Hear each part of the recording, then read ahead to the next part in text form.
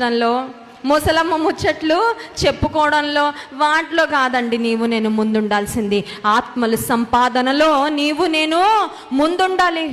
నీ కుటుంబానికి వచ్చిన భారం నీకుందా? నువ్వు రక్షణ పొందావు కరెక్టే, నీ భర్త ఇంకా రక్షణ పొందలా, నీ తల్లిదండ్రులు ఇంకా ప్రభుని తెలుసుకోవాలా, నీ బిడ్డలు ఇంకా రక్షణ పొందలా. వారి రక్షణ గురించిన భారం నీకు ఉందా? వారి కొరకు మోకాళ్ళ ప్రార్థన చేయగలుగుతున్నావా? వారి కొరకు కన్నీటి ప్రార్థన చేస్తున్నావా? వారి కొరకు నువ్వు అంగలార్పు చేయగలుగుతున్నావా? ప్రియమైన సహోదరి, నీ సంఘాన్ని గురించిన భారం నీకుందా? నశించిపోతున్న ఆత్మల పట్ల నీకు భారము ఉందా? బై బీయింగ్ ద గాస్పుల్, ఒక సువార్త పత్రికగా నువ్వు మారడం వలన నీ జీవితాన్ని చూసే రక్షణ లేని నీ కుటుంబీకులు ఎందులోకి వస్తారు? అలా ఉండగలుగుతున్నామా?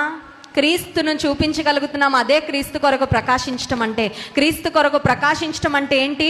వాక్యంతో నిన్ను నువ్వు నింపుకుంటున్నావు, ఆ వాక్యాన్ని బ్రతుకుతున్నావే, అదే ప్రభు కొరకు నువ్వు ప్రకాశించటంటే. నీ జీవితాన్ని చూసి, నీ సాక్ష్య జీవితాన్ని చూసి నీ కుటుంబం ప్రభు వద్దకు ఖచ్చితంగా వస్తారు.